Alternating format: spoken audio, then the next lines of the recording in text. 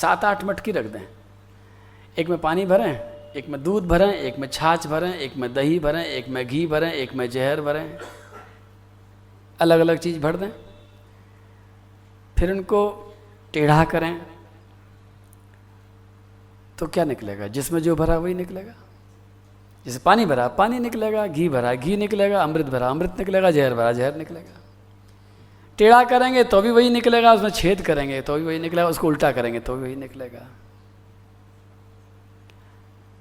जो अंदर भरा है वही बाहर आएगा। इसलिए भागवत आपसे कहती है कि जीवन में आनंद किसी न किसी तरह से अपने अंदर बहुत सारा भर लेना।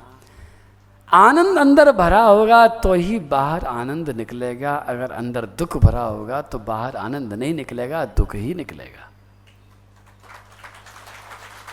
इतना आनंद भर जाए। हम सेवा की बात करते हैं, कई बार करिए, भागवत में सेवा करो,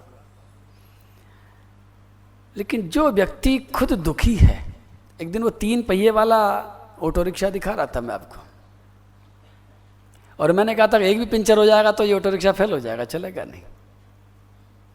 वो तीनों ही चलते हैं।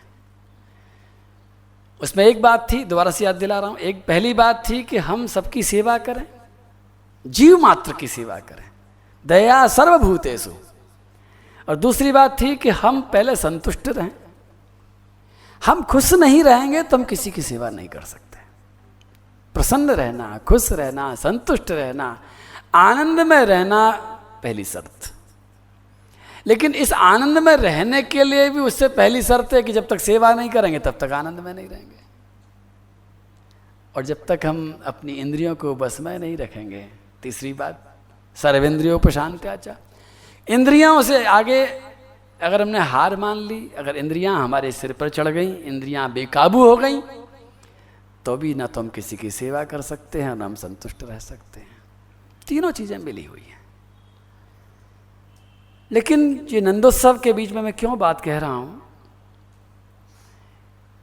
कि जिस समय जीवन में जो भरा रहता है,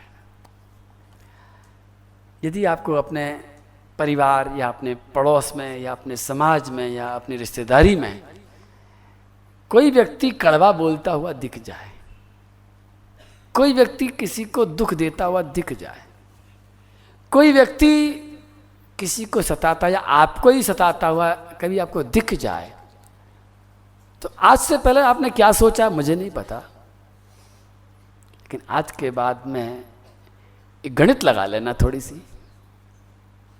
थोड़ा सा जोड़ लगा लेना, पुरानी गणित को भूल जाना, नई गणित लगा देना कि ये जो दुख दे रहा है क्यों दे रहा है, ये दुख क्यों दे रहा है।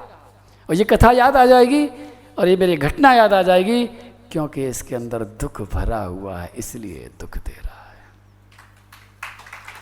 इसके अंदर हमें दिखता नहीं है, हमें ऐसा लगता है कहाँ दुख है, बढ़िया तो रह रहा है,